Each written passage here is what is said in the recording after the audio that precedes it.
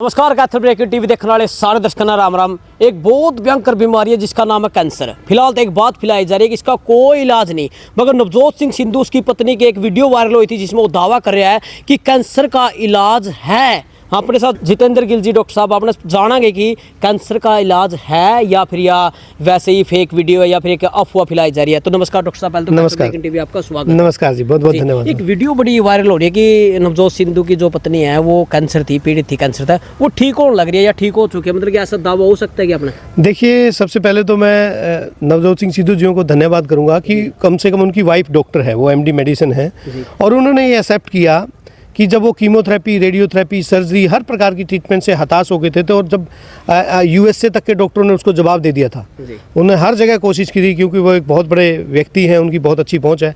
जब उनको हर जगह से जवाब मिल गया तो लास्ट में उन्होंने थक हार के आयुर्वेदिक औषधियों का या आयुर्वेदिक खान पान का सहारा लिया, और वो इतने खुश हुए, इतने उत्साहित हुए कि जहाँ उनको अंधेरा नज़र आ रहा था, केवल 40 दिन मात्र आहार, एक प्रकार से डाइटरी चेंज करने से उनकी वाइफ की जो मेटास्टेटिस ग्रोथ थी, जो कैंसर सेल थी, वो डैमेज मतलब 0 मिली और वो ठीक हो गई। तो उन्होंने उत्साह में ये बहुत अच्छा कदम उठाया और लोगों को जागरूक करने का काम किया। देखिए, आयुर्वेद कहता है आहारो महाभिषज्यम, जो हम खाते पीते हैं उससे बढ़कर कोई औषध नहीं है इस धरती पे। ये हमारे पूर्वजों ने, हमारे ऋषि मुनियों ने बहुत पहले से हमें बताया है। और कैंसर को आयुर्वेद में तो कोई इतनी लंबी चौड़ी बीमारी माना ही नहीं गया। कैंसर से ज़्यादा खतरनाक बीमारी तो उन्होंने प्रमेह को माना था, डायबिटीज़ को माना था, या अतिसार को, गृहिणी को, अस्थमा को, सांस को। उन बीमारियों पर उन्होंने बड़े बड़े लेक्चर दिए हैं, बड़े बड़े व्याख्यान, बड़े बड़े अध्याय लिखे हैं। लेकिन कैंसर को एक कर्कट और अर्बुद के रूप में एक छोटा सा टॉपिक डिस्कशन किया, और उसके बारे में मामूली सी उन्होंने कुछ बातें बताई हैं कि इस प्रकार से करेंगे तो उनको ठीक हो सकते हैं। डॉक्टर साहब, एक बार रोकना चाहूँगा, अगर किसी भी मरीज के अगर कैंसर हो जाए तो कहीं ना कहीं दिल टूटना काम हो, जब पड़ोस में भी नहीं हो, जब कैंसर हो गई तो जावेगा। देखिए, डर बहुत बड़ी चीज़ है, और आजकल चिकित्सा एक व्यवसाय का रूप धारण कर चुका है, और व्यवसाय का एक सिद्धांत होता है कि मुनाफा कैसे कमाया जाए, मोटे से मोटा मुनाफा कैसे कमाया जाए।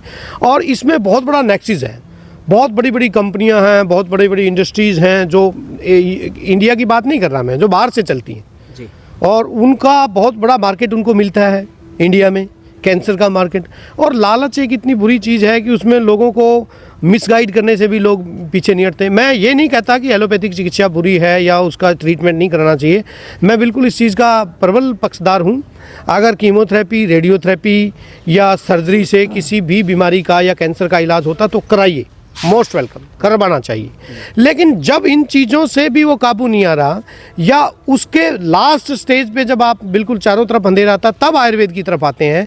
तो उससे पहले यदि आप थोड़ा सा खान पान में चेंजेस कर लें, मैं कोई दावा नहीं कर रहा, मैं कोई मेडिसिन की बात नहीं कर रहा, मैं कहता हूँ कुछ हल्की फुल्की जड़ी बूटियाँ परमात्मा ने आपको आसपास दी हैं, यत्र सर्वत्र खड़ी रहती हैं। वो डॉक्टर जितेंद्र गिल ने पैदा नहीं की, ना वो किसी आचार्य की पैदा की हुई है, ना वो स्वामी रामदेव ने पैदा की, वो तो ईश्वर की देन है, परमात्मा ने दी है, प्रकृति ने दी है। और प्रकृति ने जो उपहार आपको दिया है उसको प्रयोग करने में क्या नुकसान है, तो उसको डाइट के रूप में आप शामिल कीजिए। जैसे नवजोत सिंह सिद्धू जी ने हल्दी का प्रयोग उन्होंने बताया, नींबू का प्रयोग उन्होंने बताया, और बहुत सी डाइट उन्होंने बताई कि कार्बोहाइड्रेट कम कर दीजिए, शुगर को ख़त्म कर दीजिए। इसमें नुकसान क्या है व्यक्ति का? अगर कोई व्यक्ति कैंसर से पीड़ित है और वो साथ में रेडियोथेरेपी, कीमोथेरेपी या जो भी ट्रीटमेंट ले रहा है उसके साथ साथ डाइटरी चेंजेस कर ले, और उसकी बीमारी में उसको जल्दी लाभ मिल जाए, तो इसको किसी के पेट में दर्द क्यों होता है? इसलिए होता है कि उनके बिजनेस पे उनकी बहुत बड़ी जो एक नेक्सस है, बहुत बड़ा जो एम्पायर खड़ा कर रहे हैं, उस पर नुकसान होता है।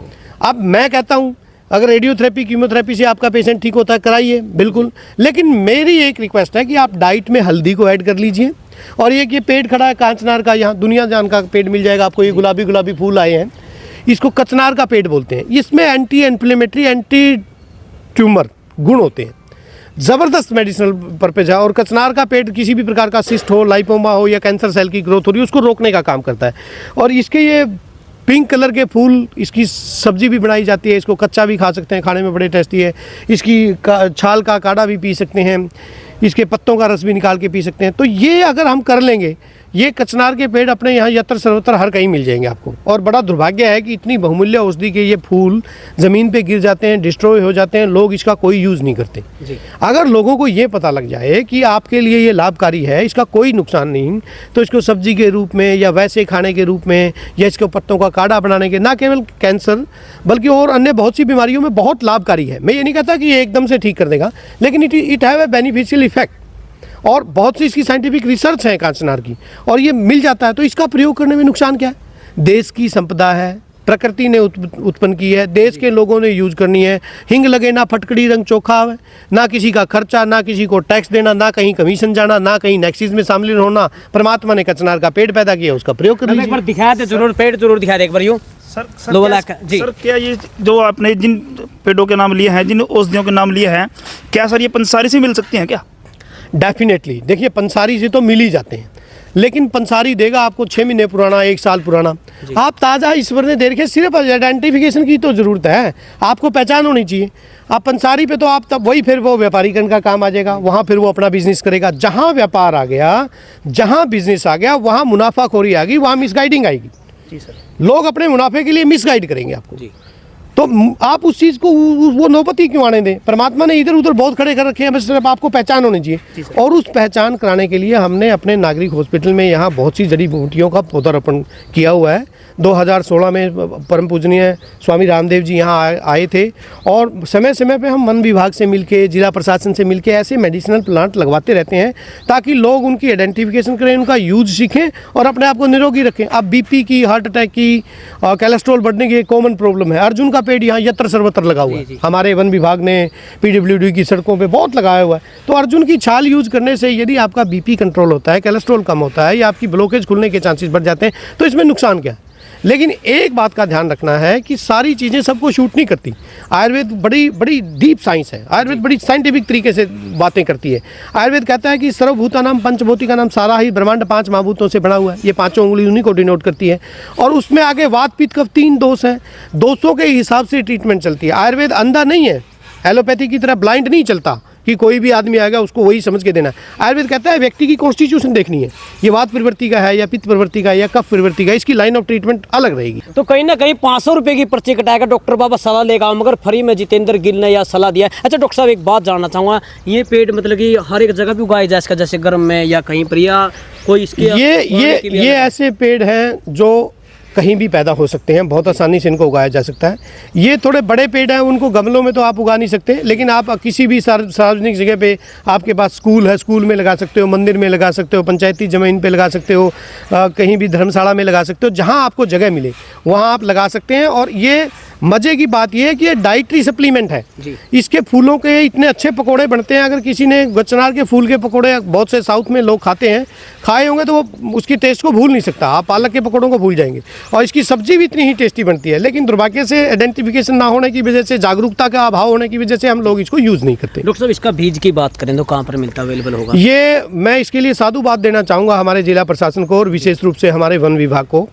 उन्होंने कांचनार के पेड़ कैथल में इतने लगाए हैं। 4-5 साल पहले एक बड़ी अच्छी मुहिम के तहत उन्होंने कम से कम 10 से 15 हज़ार कांचनार के पेड़ लगाए थे, और 2-3 साल पहले हमने करीब 20,000 पेड़ सहीजन के, मोरिंगो जो न्यूट्रिशनल डायनामाइट है, जो सैकड़ों बीमारियों को ठीक करता है, जिसमें सभी प्रकार के एसेंशियल मिनरल, विटामिन, प्रोटीन बहुत प्रचुर मात्रा में पाए जाते हैं।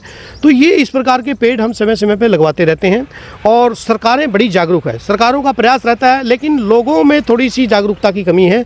लोगों को भी ये समझना होगा कि हमें अच्छी डाइट पे फोकस करना पड़ेगा, आहार पे फोकस करना पड़ेगा। सब एक नॉर्मल आदमी है, इसका सेवन कैसे करो, कितने दिनों में करे, या हर रोज इसका सेवन कर सकते हैं? डेफिनेटली, ये आपने बहुत अच्छा क्वेश्चन पूछा। लोगों को वहम रहता है कि कितना खाएं, कैसे खाएं। इसके फूल बहुत टेस्टी हैं, 5 से 10 ग्राम मात्रा में आराम से खाए जा सकते हैं।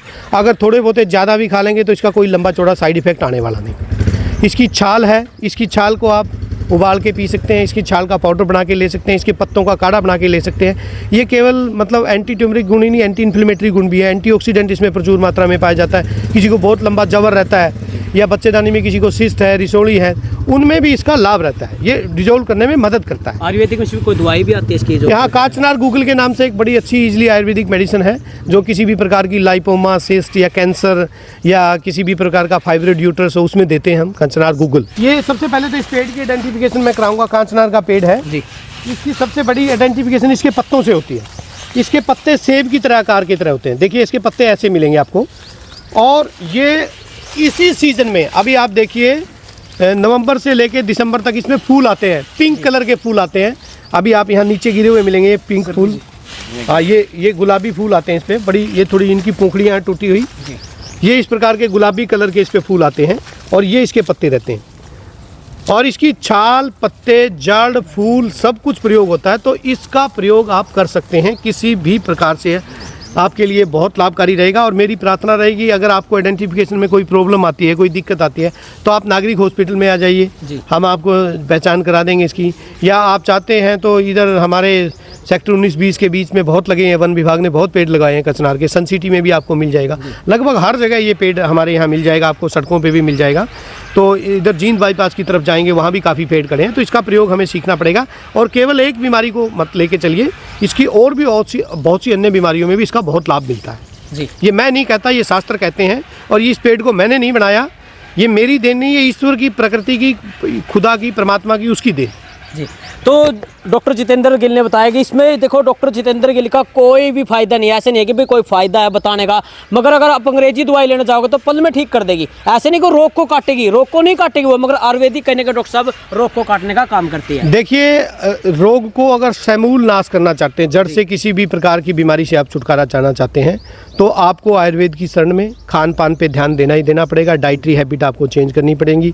और यदि इन नेचुरल रूप से जड़ी बूटियों का उपयोग यदि आप सीख लेंगे तो आपको किसी भी प्रकार का खर्च या पैसा नहीं लगेगा। और दूसरी मज़े की बात यह है कि इसमें आपको कहीं लंबी चौड़ी भागदौड़ नहीं करनी पड़ेगी, कहीं जाना नहीं पड़ेगा, किसी केमिस्ट के पास, किसी पंसारी के पास या किसी के पास जाने की जरूरत, क्योंकि परमात्मा ने यत्र सर्वत्र हर जगह ये इस प्रकार की बहुमूल्य जड़ी बूटियाँ पैदा की हैं, जिनका प्रयोग करके हम अपने स्वास्थ्य की रक्षा कर सकते हैं। जी, धन्यवाद डॉक्टर साहब। बहुत बहुत धन्यवाद।